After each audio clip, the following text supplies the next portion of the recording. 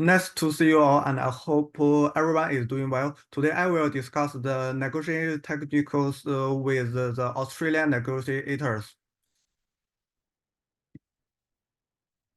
Australia is regarded as a multicultural country that has evolved and is cherished for its diversity and unique culture mix. When interacting with Australian negotiators, it becomes imperative to be aware of the unique cultural features and define their traditional way of doing business. The purpose of this talk is to explore the cultural traits, mentalities, customer behaviors, models of communication, and the decision making of Australian negotiators contingent upon the fact that they prioritize punctuality and following the schedule. Australians also tend to like flexible and if the circumstances change, where it isn't a big deal. Communication still in Australian business context is direct, involving explicit and straightforward language. In the course of negotiation, maintaining personal relationships and creating a strong rapport are the fundamental issues in order to get a good result. Because Australia attach such a great importance for the human touch, trust that is created due to the personal communication. Australian negotiators are known to be pragmatic, practical, and solution-oriented, which in turn helps them to achieve results that are mutually beneficial. You will find them to trust a lot in fairness, transparency, and clarity in their dealing and action during the negotiation. Such a culture builds trust and respect to be forthcoming. Unlike former hierarchical structures, their decision process usually feature consultation and consensus building, but in an informal and widely collaborative way that does not create too much of bureaucracy or necessary situations. Okay, the Australia core value of egalitarianism, which is a highly influential factor in negotiation setting, strongly influence the negotiation dynamic be more cooperative and less hierarchical. This always signifies that they prefer the simplified communication style that ensures smooth and open discussion. Here, everyone present can clearly express his opinion in a specific and direct manner. The next effect to be mentioned is that for Australians, that respects and relationship they build with others is highly important. Do not surprise that this will have a great impact on the rate and proceeding of negotiation. The tendency of the Australian will be to first develop familiarity relationship and only later move to the core negotiation issue.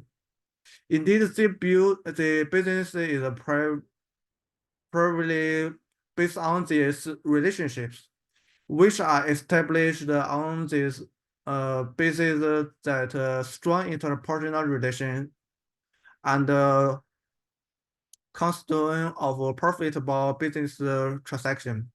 The capacity of pragmatic solution-oriented approach to motivate a playable manner of action that are designed to reach practical beneficial outcomes and not domestically thinking to rigid beliefs is a key feature of this approach. Therefore, we plan to adopt and negotiate through this period of changes. Okay, cross cultural action plan one timekeeping is much emphasized by the Australian regulator at the differential stage. In addition, they expect others to be on time too. Predictably, before the formal meeting, they can talk casually about weather, recent events, and some connected to present the industry. In addition, the behavior is a professional way and provides improve information in a wide and clear manner during the formal negotiation process. They hold the view that honest and transparency be the basis for building trust and a good relationship. At the exploration stage, they are sincere in asking for your opinions about these solutions. They hope every members in the meeting will freely and adequately express opinions. Meanwhile, they tend to point out the deficiencies of your solution and ask for any possible improvements. They believe that collaborations and joint decision are indispensable to search the best solution. Moving to the exchange stage, they are led by pragmatic and flexible mindsets that they may make a compromise and tolerate some differences.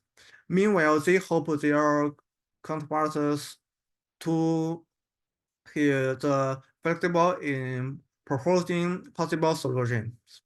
They also expect the other counterparts to pursue mutual benefits. Okay, the cross-cultural action plan to when uh, negotiating with Australia, we should sociable at a different stage. We should show an interest in our Australian counterparts sharing of the recent news and industry trends. Considering their expectation of faster information sharing, we should prepare the most direct, related, and important information for the meeting. Meanwhile, if they have any requests, we must transparent and respond directly. At the exploration stage, we should feel free to express our different opinions. Of course, we must always remain respectful and maintain good relationships with Australian regulators. When they point out our limitation, we must accept the different opinions. Then we should propose different opinions to show that we seriously consider their different opinions. Finally, at the exchange stage, we must show willingness to consider for mutual benefit. We should clearly communicate that we do not want to have a conflict, but we also have a ground to defend.